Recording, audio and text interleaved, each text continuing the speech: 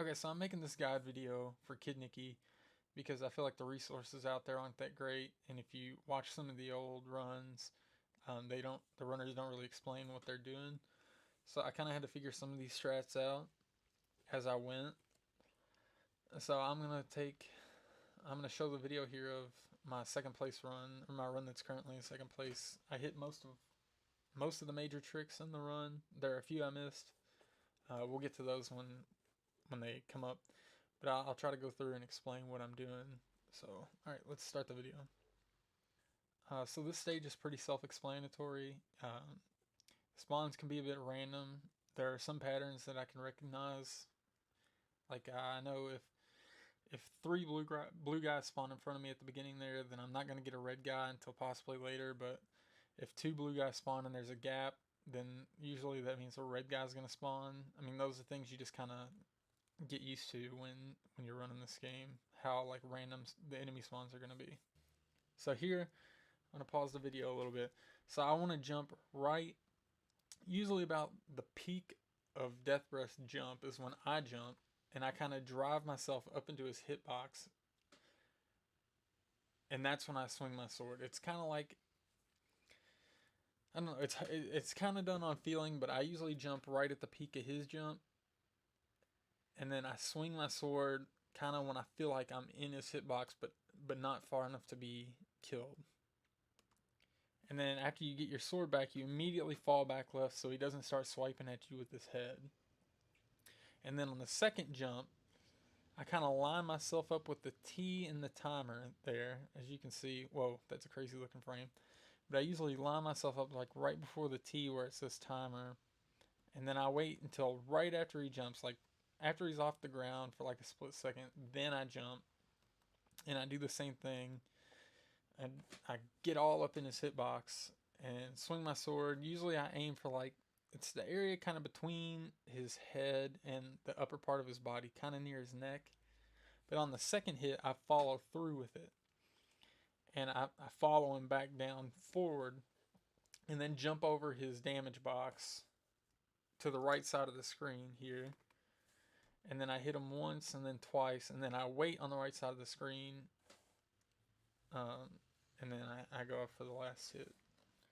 Okay, so we're moving into Spike stage, and in here, at the beginning, sometimes you have a guy spawn here, sometimes you don't. But what I do right here is I stop and swing my sword one time. Like I swing my sword once, and when you swing your sword, it makes you stop, and that like that's all the stopping that I do is just the duration of my sword swing.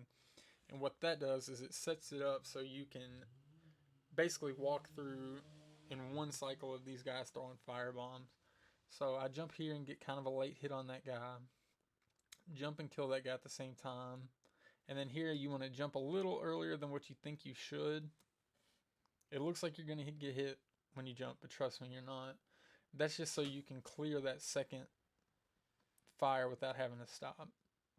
And then here, I wait until I'm right in front of the fire hitbox to jump again.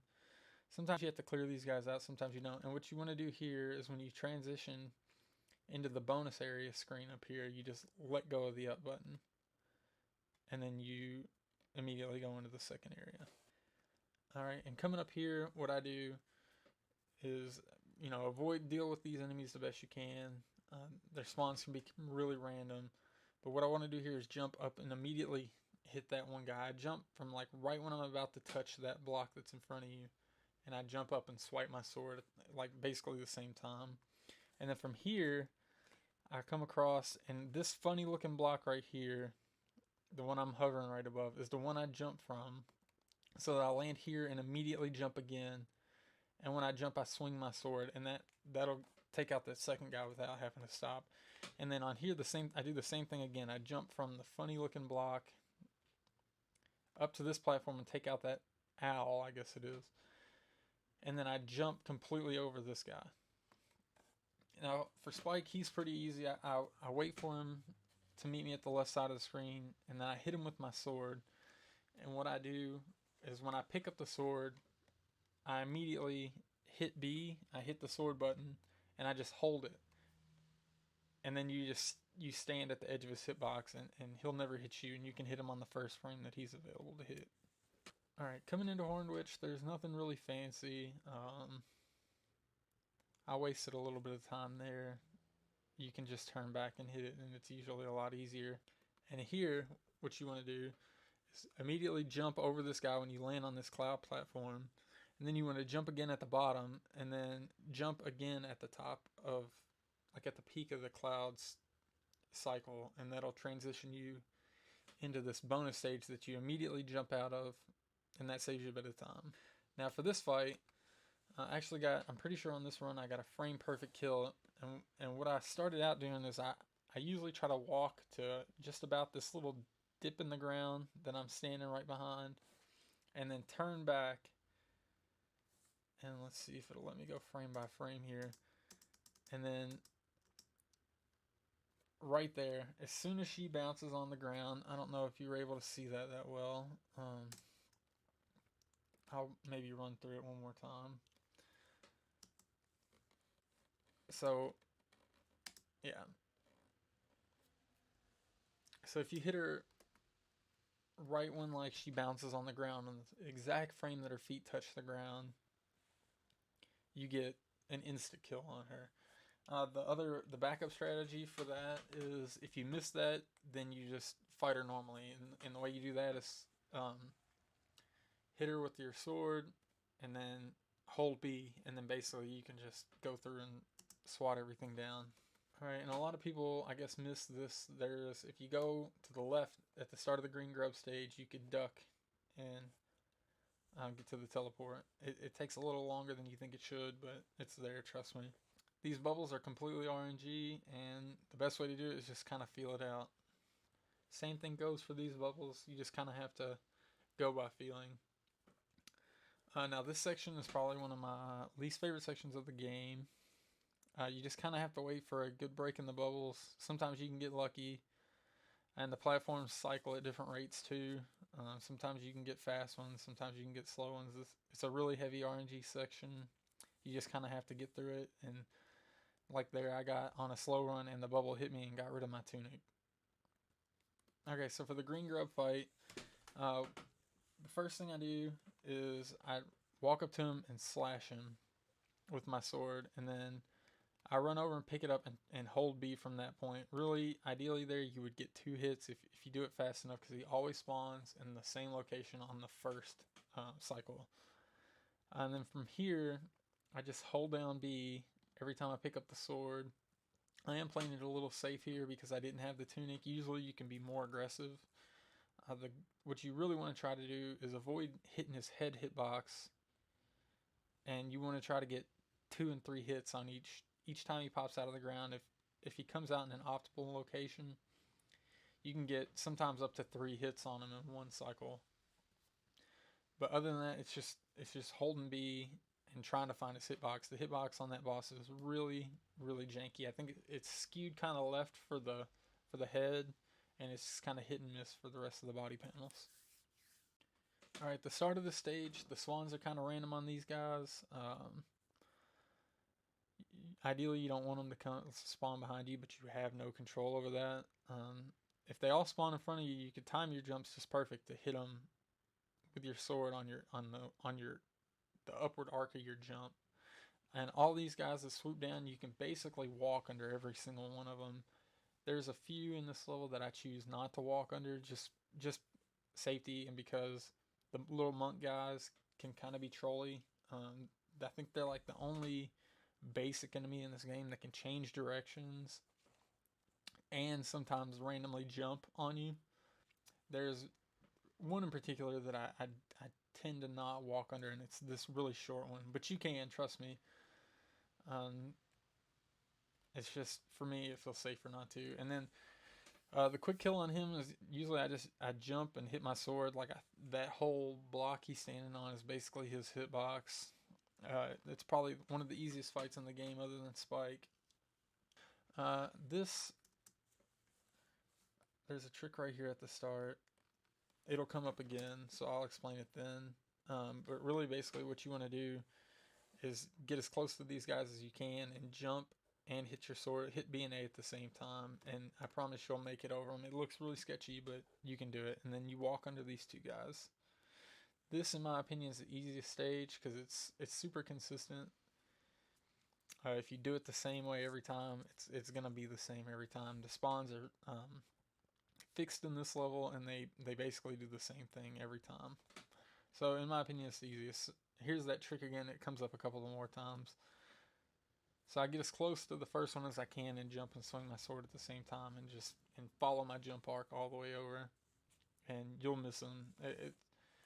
You might have to die to it a couple of times before you figure it out, but once you do, you can get it every single time. Now for this boss, you kind of want to jump over a spear and fall. You want to be falling in between the tip of a spear and where his head is, and then you hit him with your sword. That's the quickest way to do this boss.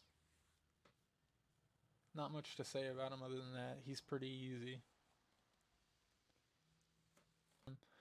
Now here at this door, like right in the middle of this door frame, you duck to take this warp. But all these little bird bee guys with spears, you can walk under every single one of them. Even this really low one that looks kind of sketchy, but if you just hold right, you can walk under him.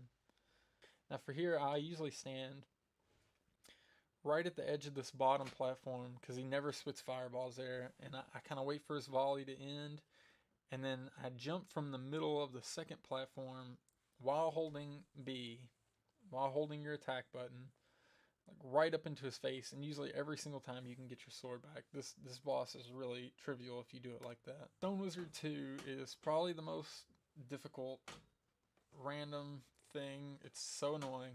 I die here all the time. I jump and hold my sword, and then you can almost always walk to this position I'm standing in right here between the first two fireballs, because he doesn't spit them out fast enough to hit you with those, as long as you line up in that very specific spot that I'm standing in. And this whole time I'm holding B, and he doesn't always spit out 6 fireballs, but what he does is he makes a noise. He makes like a stomping noise. There's 6 of them. So you know after the 6th one you can like immediately jump as long as there's no fireball in the air. And then the same thing goes for the second time around. Usually I try to sneak in a hit before he starts shooting again. I jump here and hold B, so I already have my attack like pretty much pre-buffered. And what I usually do is like to line up here. I mean, you could just go for it, and the world record does. He runs straight in and gets the first hit on him immediately. I didn't opt to do that because, I mean, it's completely luck based. So if you want to be consistent, you can line up here and wait for him to stop shooting fireballs, and you can jump over, because that guy will never spawn until you cross the plane to where he spawns. And then I'm holding B, and I jump and hit him in the top of the head. Now, ideally, you would get your sword back here. I didn't this time, but what I do and what I found that works for me, because sometimes since this is a glitch, it can be really finicky. And later on, you'll see, but you can run into an invisible hitbox later on if you're not careful. So what I like to do is I like to line the sword up right there with the edge of his foot, and I know that in that spot I'm usually okay, and I'm not gonna run into his invisible hitbox. It still can be a bit tricky, but I found that's the most consistent setup. So what I do here is I jump from this spot, and I hit the attack button, and ideally you would hit him on your first attack and get your sword back. If you don't hit him with your first swing, just hold that B button down and continue your jump, and you will most likely hit him, like I did there. And then you want to walk back to the left and retrieve your sword, but you definitely want to duck, because that little bird thing he turns into will shoot across the screen and kill you. Now for this encounter, it's all about the bubble RNG. There's really nothing you can do to control it.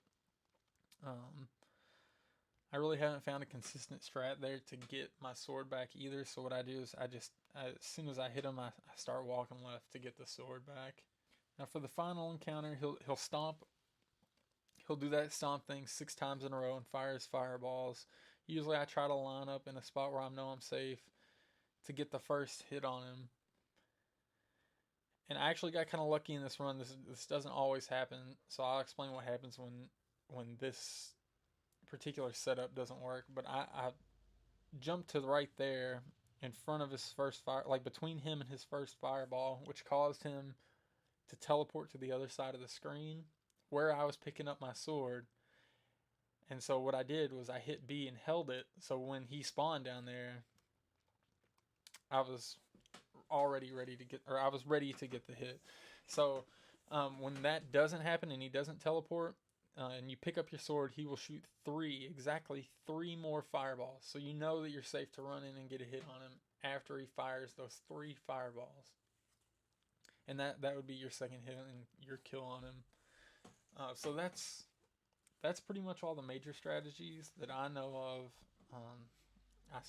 That I saw used in the world record. I didn't get all of them. I didn't manage to get my sword back on the second phase of the glitch kill on him, which is unfortunate, but you got to be pretty lucky. Like everything kind of has to line up right for you to get that. So, well, anyway, I hope this was helpful for anybody, any new runners that want to start running this game. It's a great game. It's a little RNG heavy. It can be frustrating at times, but it's fun. It's addicting, and I've loved this game ever since I was a kid. So if you have any questions, feel free to reach out to me on Twitch. You could, I'm on Discord. You could join my Discord server. You can ask me questions. I'll be happy to answer any questions you have about the game. So, all right. Thank you and happy running.